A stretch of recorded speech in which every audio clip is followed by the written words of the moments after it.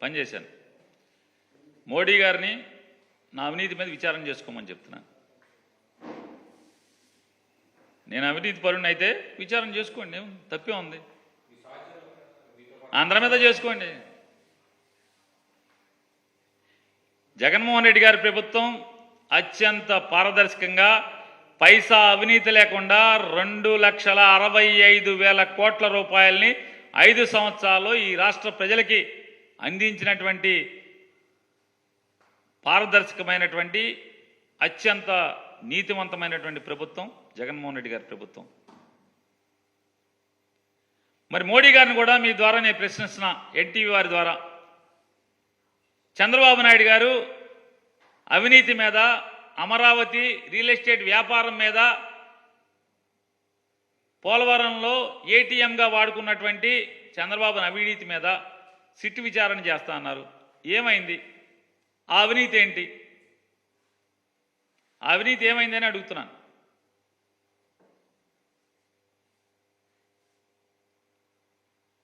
ఏమైంది మీ అవినీతి రిపోర్టు? మీ సిట్ ఏమైంది? కాబట్టి మోడీ గారు పాపం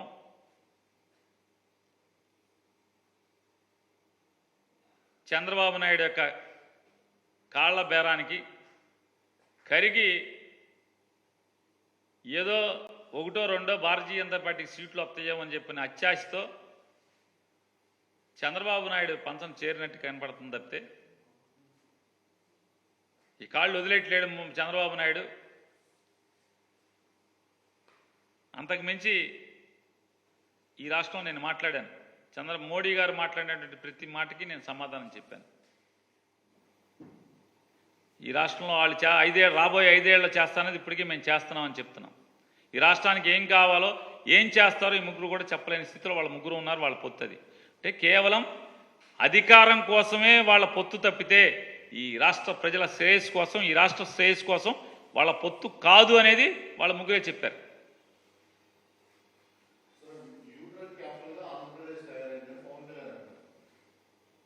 సాక్షాత్తు గంటా శ్రీనివాసరావు గారు, చింతకాయల అయ్యన్న పాత్రుడు గారు ఈ రాష్ట్రానికి మంత్రులుగా ఉండి మా చంద్రబాబు నాయుడు గారే మమ్మల్ని క్యాబినెట్లో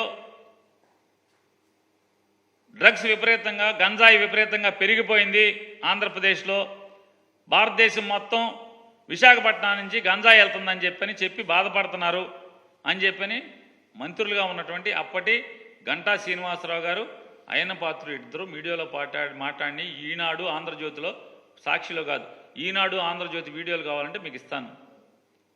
ఈ రాష్ట్రాన్ని గంజాయి పాలు చేసింది చంద్రబాబు నాయుడు పరిపాలన అనేది వాళ్ళ మంత్రులే ఒప్పుకున్నారు.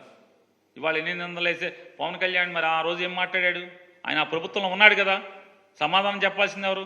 చంద్రబాబు నాయుడు, పవన్ కళ్యాణ్ ఇద్దరు కలిసి ప్రభుత్వం నడిపితే ఆ ప్రభుత్వం ఇది ఒక గంజాయి వనంగా మారిందని చెప్పని ఆ రాష్ట్ర మంత్రులే చెప్పారు. పవన్ కళ్యాణ్, చంద్రబాబు ప్రభుత్వంలో ఉన్నట్టు మంత్రులే.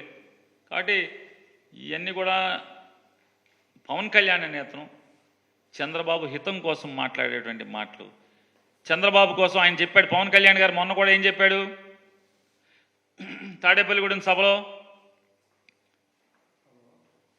తెలుగుదేశం పార్టీని భారతీయ జనతా పార్టీతో పొత్తు కలపడం కోసం నేను అవమానాలు భరించాను, అమిత్ షాతో తిట్లు తిన్నాను, తన్నులు తిన్నాను, చీకొట్టించుకున్నాను అని చెప్పాడు తప్పితే స్టీల్ ప్లాంట్ కోసమో, రాష్ట్ర ప్రత్యేక హోదా కోసమో, రైల్వే జోన్ కోసమో, కడప స్టీల్ ఫ్యాక్టరీ కోసమో, ఒక పోర్టుకి డబ్బులు తేవటం కోసమో, ఈ రాష్ట్ర మేలు కోసమో నేను కాళ్ళు పట్టుకున్నాను, చీకొట్టించుకున్నాను, తిట్లు తిన్నాను, అవమానాలు పొందానని ఒక్క మాట మాట్లాడలేదు. దీన్ని బట్టి ఏమవుతుంది, ఏమర్థమవుతుంది మనకి? పవన్ కళ్యాణ్ అనే అతనికి ఈ రాష్ట్రానికి మేళ్ళు కంటే, ఈ రాష్ట్ర ప్రజల కంటే యొక్క శ్రేయస్సు కంటే చంద్రబాబు శ్రేయస్సు, చంద్రబాబు హితం, చంద్రబాబుకి అధికారం కట్టబెట్టడం మీద మాత్రమే ప్రేమ, మమకారం ఉందనేది పవన్ కళ్యాణ్ నోటితోనే ఆయనే చెప్పాడు.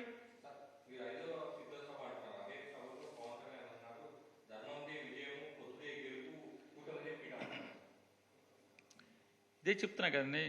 ఎందుకు గెలుపు, ఎందుకు ప్రజలకు ఓటేయాలి, ఈ పవన్ కళ్యాణ్ గారు చెప్పేటువంటి మాటలు ఎందుకు నమ్మాలి? ఎందుకు నమ్మాలి? 21 సీట్లు తీసుకుని ఈయన రాజ్యాన్ని ఏర్పాటు చేస్తాడనా? దేనికన్నా? గత 5 ఏళ్ళు 2014 నుంచి 19 దాకా ఏం బాధ్యత తీసుకున్నావు? ఈ రాష్ట్రానికి జరిగిన నష్టానికి, ఈ ప్రజలకు జరిగిన నష్టానికి, మీరు ఇచ్చినటువంటి పవన్ కళ్యాణ్, మోడీ, చంద్రబాబు ముగ్గురు కలిసి ఇచ్చినటువంటి హామీలకి ద్రోహం చేస్తే ఎవరిని ప్రశ్నించావు? మోడీ గారిని ప్రశ్నించావా? చంద్రబాబుని ప్రశ్నించావా? మీ పొత్తు ఒక అవకాశవాద పొత్తు అని ప్రజలందరూ కూడా మీరే తేడతల్లం చేశాక ఇంకా మీకేమేస్తారు? మీది అధర్మం, మీది అన్యాయం, మీది అవినీతి. ప్రజలు రేపు చెప్తారు ఇవన్నీ కూడా.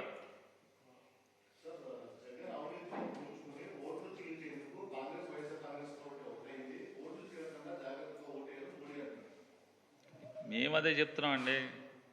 నువ్వు పక్కన పెట్టుకున్నది ఎవరిని? పగలనీతో చీకట్లో రాహుల్ గాంధీతో చేతులు కలుపుతున్నటువంటి దిక్కుమాలిన రాజకీయ నాయకుడితో చట్టాపట్టాలు వేసి తిరుగుతా. మాకు కాంగ్రెస్కి ఏంటి సంబంధం? మేము స్ట్రైట్ కొట్టే చెప్తున్నాం.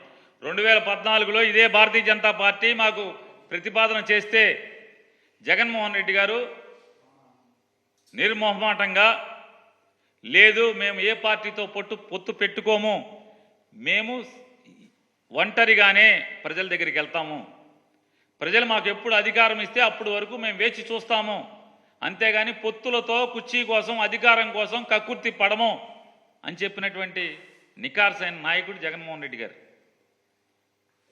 మోడీ గారు ఇంకా అధికారం కోసం, అది వాళ్ళ కోసం వీళ్ళ కోసం మొన్న 5 ఏళ్ల క్రితం తిట్టావు. చంద్రబాబు నాయుడిని అవినీతి పరుడు అన్నావు, దగాకోర అన్నావు. ఎందుకు వాళ్ళు చంద్రబాబుతో కలిశావు? ఒక్క మాట ఏమైనా చెప్పావా? పోనీ ఒకళ్ళొకళ్ళు క్షమాపణ చెప్పుకున్నారా? ఈ ప్రజలకు క్షమాపణ చెప్పారా?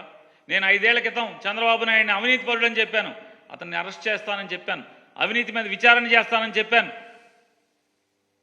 లేదు, రాయలసీమలో ఒక పర్మనెంట్ హైకోర్టు నిర్మాణం చేస్తానని హామీ ఇచ్చాను, చేయలేకపోయాను, నన్ను మన్నించండి అని. కానీ లేదా చంద్రబాబుని అవినీతి పరుడు అని చెప్పాను, కాదు నా తప్పు, నా మాటలు వెనక్కి తీసుకుంటున్నాను, చంద్రబాబు నీతివంతుడని. కానీ లేదా చంద్రబాబు నాయుడు మోడీని దగులుబాజీ అన్నాను, పెళ్ళం లేదని చెప్పాను, కొడుకులు లేరన్నాను, కుటుంబం లేదన్నాను, ఈ రాష్ట్ర ఇతరులకు టెర్రరిస్ట్ అని చెప్పాను, నా మాటలన్నీ తప్పు, వెనక్కి తీసుకుంటున్నాను, మోడీకి మీ ద్వారా క్షమాపణలు చెప్తున్నానని చెప్పాడా? అంటే వీళ్ళు చీకట్లో పొత్తులు కలుపుకుంటే పడిగాపులు పడి అర్ధరాత్రులు ఢిల్లీ తిరిగి తిరిగి తిరిగి తిరిగి కాళ్ళు పట్టుకొని కాపురం చేస్తే మీరు తిడితే మేము చెవులు ఆరగా వినాలి, చెవులకి వినసొంపుగా వినాలి. మీరు మళ్ళీ మేము కలిసిపోయాం ఆహా ఓహో అంటే అది విని మీ మాటలు నమ్మాలి. ప్రజలు అమాయకులు కారు, చంద్రబాబు నాయుడు గారు, మోడీ గారు. ప్రజలు అమాయకులు కారు. ఖచ్చితంగా మీకు కాల్చి వాత పెడతారు, ఫ్యాను గిరగిరా తిప్పుతారు. మళ్ళీ జగన్మోహన్ రెడ్డి గారి ప్రభుత్వాన్ని అత్యధిక మెజారిటీతో ఈ రాష్ట్రంలో ప్రభుత్వాన్ని స్థాపిస్తాం ఖాయం.